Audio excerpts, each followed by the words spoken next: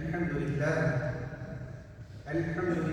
الذي قدر الأقدار بحكمته وكتب لمن رضي بها الفوز بجنته، ونشهد أن لا إله إلا الله، ونشهد أن سيدنا محمدا رسول الله صلى الله وسلم وبارك عليه وعلى آله وصحبه ومن والاه.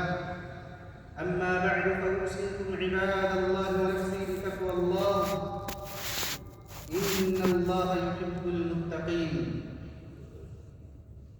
عزیزان محترم، اصحاب ایمان،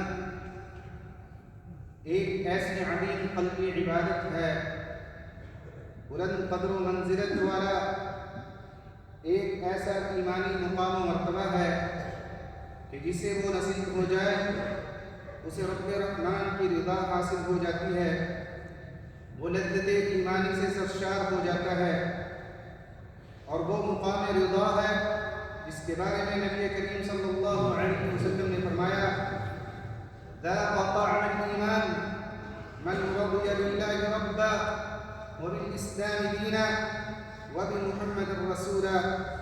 اس شخص نے ایمان کا ذائقہ چکھ لیا جو اللہ کے رب ہونے، اسلام کے دین ہونے اور محمد صلی اللہ علیہ وسلم کے رسول ہونے پر راضی ہو گیا. تو میرے بھائیو، کیا آپ جانتے ہیں کہ رضا کا مطلب کیا ہے؟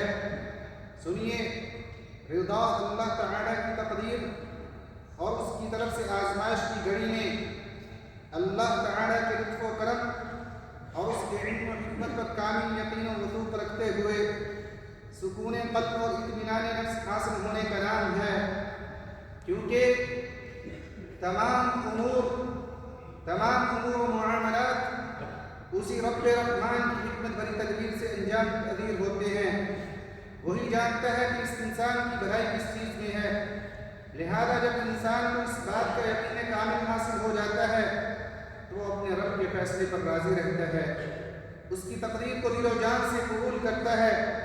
اور یہ ایمان کے ان اعلیٰ مراتب میں سے ہے کہ جو تمام انبیاء کرام علیہ السلام کو حاصل تھا، اور یہ وہ مقام و مرتبہ ہے جس کو انبیاء کرام علیہ السلام نے اپنے لیے اور اپنی اولاد کے لیے اللہ تعالیٰ سے مانگا کرتے تھے.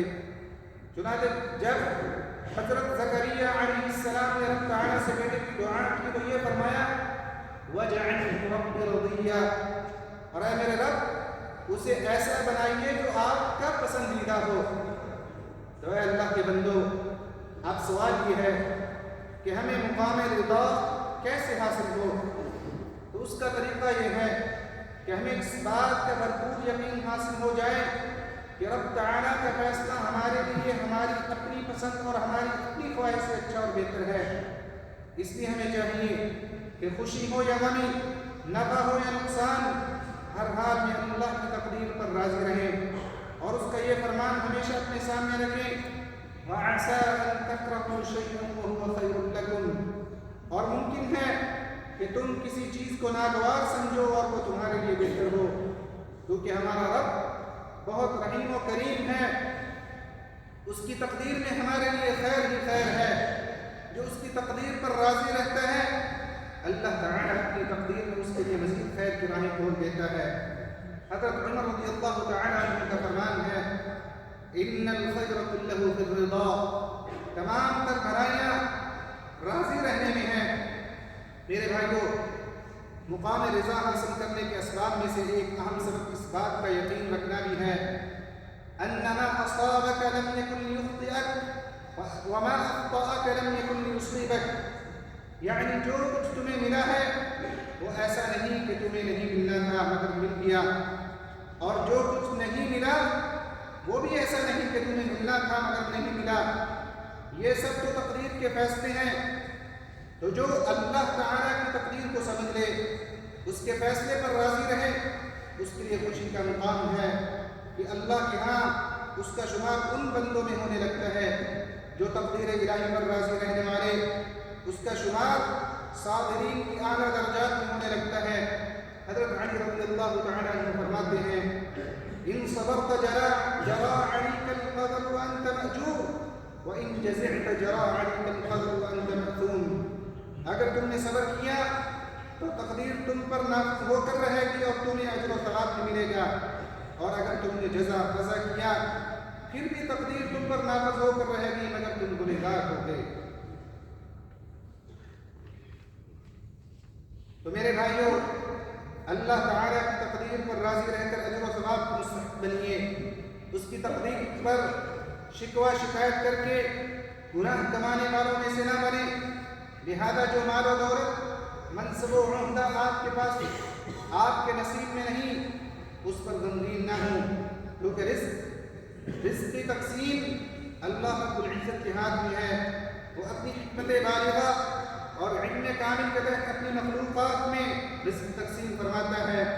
ارشاد باری تعالی ہے، نحن قسمنا بینہم معیشتہم فی الحیاۃ الدنیا، ان کی روزی تو ہم نے ان کے درمیان دنیا کی زندگی میں تقسیم کی ہے، لہٰذا اپنے دل کو دائمی حزن و ملال اور مستقبل میں رزق کی فکروں سے پاک کیجیے، کیونکہ یہ غم و فکر آپ کے اندر منفی جذبات اور بدشگونی کو جنم دیتے ہیں اور خاندانی تشکیل و منصوبہ سازی میں تاخیر کا باعث بنتے ہیں، اور ہر وقت بغیر و غضب اور دوسروں پر بے جا تنقید و نکتہ چینی کی بری عادت سے اپنے آپ کو آزاد کریں۔ لوگوں کی کامیابیوں اور ان کی محنتوں کو بے قدری کی نگاہ سے نہ دیکھیں، کبھی بھی رب تعالیٰ کی ذات پر برا گمان نہ رکھیں، لوگوں کے مال و اسباب پر نظریں نہ جمائیں، کیونکہ جو دوسروں کے مال و اسباب پر نظر رکھتا ہے وہ اپنے پاس موجود نعمتوں کی قدردانی سے محروم رہتا ہے، بلکہ وہ حسد اور دوسروں کے ساتھ منفی تقابل کی بری عادت میں گرفتار ہو جاتا ہے۔ نبی کریم صاحب خلق عظیم صلی اللہ علیہ وسلم کا ارشاد ہے، انظروا إلى من هو أسفل منكم ولا تنظروا إلى من هو فوقكم فهو أجدر ألا تزدروا نعمة الله عليكم۔ ان لوگوں کی طرف دیکھو جو دنیاوی اعتبار سے تم سے کم تر ہوں، ان لوگوں کی طرف نہ دیکھو جو تم سے اوپر ہوں، اس طرح زیادہ مناسب ہے کہ تم اللہ کی نعمتوں کو حقیر نہ جانو گے جو اس کی طرف سے تم پر ہوئی ہیں۔ لہذا میرے بھائیوں، مومن کی تو شان یہ ہے کہ وہ رضا و قضاء والی زندگی گزارتا ہے، خوبصورت اخلاق و عادات سے اپنے آپ کو آراستہ کرتا ہے، معاملات کو ہمیشہ اللہ تعالیٰ کی تقدیر پر راضی رہنے کی نگاہ سے دیکھتا ہے۔ لہذا وہ دینداری، صحت و سلامتی، مال و اسباب، اہل و عیال اور وطن عزیز جیسی جن نعمتوں نے صبح و شام گھرا ہوا ہے، ان پر صدق دل سے رب تعالیٰ کا شکر ادا کرتا ہے۔ برادران اسلام، جو چیزیں بندہ مومن کو مقام رضا تک پہنچانے میں معاون و مددگار ہوتی ہیں، ان میں سے ایک یہ بھی ہے کہ بندہ یہ بات سمجھ لے کہ تقدیر پر راضی رہنا رب تعالیٰ کے قرب اور اس کی رحمتوں اور برکتوں کا فیض حاصل کرنے کا ذریعہ ہے۔ آپ علیہ الصلاۃ والسلام کا ارشاد ہے، من رضی بما قسم اللہ لہ بارک اللہ لہ فیہ، جو آدمی اپنے حق میں اللہ تعالیٰ کی تقسیم پر راضی ہو جاتا ہے، اللہ تعالیٰ ان کے لیے ان نعمتوں میں برکت اور وسعت عطا کرتا ہے۔ میرے بھائیوں، خوب جان لیجئے، رب تعالیٰ کی تقدیر پر راضی رہنا جنت کا راستہ ہے۔ نبی کریم صلی اللہ علیہ وسلم نے فرمایا، من رضی باللہ ربا وبالاسلام دینا وبمحمد نبیا وجبت له الجنہ، جو شخص اللہ کے رب ہونے، اسلام کے دین ہونے اور محمد صلی اللہ علیہ وسلم کے رسول ہونے پر راضی ہوا تو اس کے لیے جنت واجب ہو گئی۔ اور خوشخبری ہو ایسے شخص کے لیے جو صدق دل سے اور زبان سے ان کلمات کا اقرار کرے، کیونکہ نبی کریم صلی اللہ علیہ وسلم نے ایسے شخص کو بشارت دی ہے۔ آپ علیہ السلام کا ارشاد ہے، من قال اذا اصبح رضيت بالله ربا وبالإسلام دينا وبمحمد نبيا فأنا الزعيم لآخذ بيده حتى أدخله الجنة۔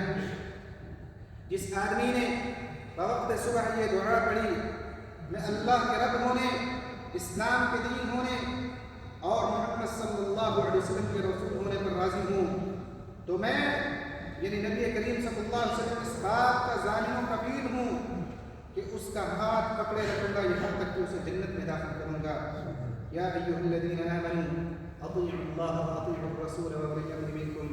أقول قولي هذا وأستغفر الله لي ولكم فاستغفروه.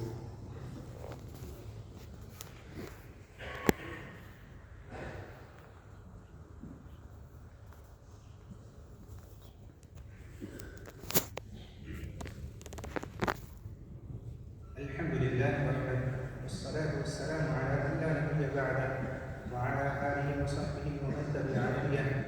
أما بعد، عزیزان گرامی، اصحاب ایمان، اللہ تعالیٰ سے حضور قلب کے ساتھ دعا کرنا، عاجزی و انکساری کے ساتھ اس سے سچی امید و یقین رکھنا رضا اور قضاء کی توفیق ملنے کے عظیم اسباب میں سے ہے۔ چنانچہ حضرت محمد خاتم النبیین صلی اللہ علیہ وسلم کی دعاؤں میں سے ایک عظیم دعا یہ بھی ہے، اللہم انی اسألک الرضا بعد القضاء، اے اللہ میں تجھ سے تیری قضاء پر راضی ہونے کا سوال کرتا ہوں، تو اے رب کریم اپنی رضا کو ہمارا ذاکرہ بنا لیجیے، ہمیں راضی فرما دیجیے اور ہم سے راضی ہو جائیے۔ اے اللہ ہم پناہ مانگتے ہیں تیری رضا مندی کی، تیری ناراضگی سے، تیرے عفو و درگزر کی، تیری سزا اور عقوبت سے، اور تیری پناہ چاہتے ہیں تیرے غضب سے۔ ہم تیری تعریف کرنے کی طاقت نہیں رکھتے، تو ویسے ہی ہے جیسے تو نے اپنی تعریف بیان کی ہے۔ اللہم صلی وسلم علی سیدنا و نبینا محمد خاتم المرسلین وعلى آلہ وصحبہ والتابعین، وارض اللہم عن ابی بکر وعمر وعثمان وعلی وعن سائر الصحابة الأكرمين۔ اللهم اجعلنا بك مؤمنين ولك عابدين وعنك راضين وبقضائك مسلمين وبوالدينا بارين كما ربنا صغارا يا ارحم الراحمين۔ اللهم يا سامع الاصوات ويا مجيب الدعوات لا تدع لنا ذنبا الا غفرته ولا هما الا فرجته ولا كربا الا نفسته ولا سوءا الا صرفته ولا طالبا الا كتبت له التفوق في دراسته والنجاح في مسيرته ولا مقبلا على الزواج الا يسرت امره ولا محروما من الذريه الا رزقته ولا مدينا الا قضيت عنه دينه ولا مبتلا الا عافيته ولا مريضا الا شفيته ولا ارمله الا اعنته ولا يتيما الا واسيته ولا ميتا الا رحمته. اللهم املأ بيوتنا بالسكينه واغمرها بالموده والرحمه، واعين اللهم الامهات والاباء على تربيه البنات والابناء. اللهم احفظ وطننا، اللهم احفظ وطننا وعزز ازدهارنا، وامن على العالم بالسلام، وانشر في ارجائه المحبه والوئام. اللهم احفظ دوله الامارات وتولها برعايتك وحفظها بعنايتك يا رب العالمين. اللهم احفظ بحفظك الشيخ محمد بن زايد رئيس الدوله، وادم عليه لباس السداد والحكمه، ووفقه ونوابه وولي عهده الامين، والشيخ محمد بن راشد وولي عهده ونوابه واخوانه حكام الامارات واولياء عهودهم بما تحبه وترضاه. اللهم ارحم الشيخ زايد والشيخ راشد والقاده المؤسسين، والشيخ مكتوم والشيخ خليفه بن زايد والشيخ حمدان وشيوخ الامارات الذين انتقلوا الى رحمتك، وادخلهم بفضلك فسيح جناتك، واشمل شهداء الوطن برحمتك وغفرانك. اللهم ارحم المسلمين والمسلمات الاحياء منهم والاموات. اللهم يا واسع الرحمه ويا عظيم المنه اسقنا الغيث ولا تجعلنا من القانطين. اللهم اغثنا، اللهم اغثنا، اللهم اغثنا. اللهم انا نستغفرك انك كنت غفارا فارسل السماء علينا مدرارا. اللهم اسقنا غيثا مغيثا هنيئا مريئا تحيي به البلاد وترحم به العباد وتجعلهم قوه وبلاغا الى حين. عباد الله، اذكروا الله العظيم الجليل يذكركم واشكروه على نعمه يزدكم، واقم الصلاه.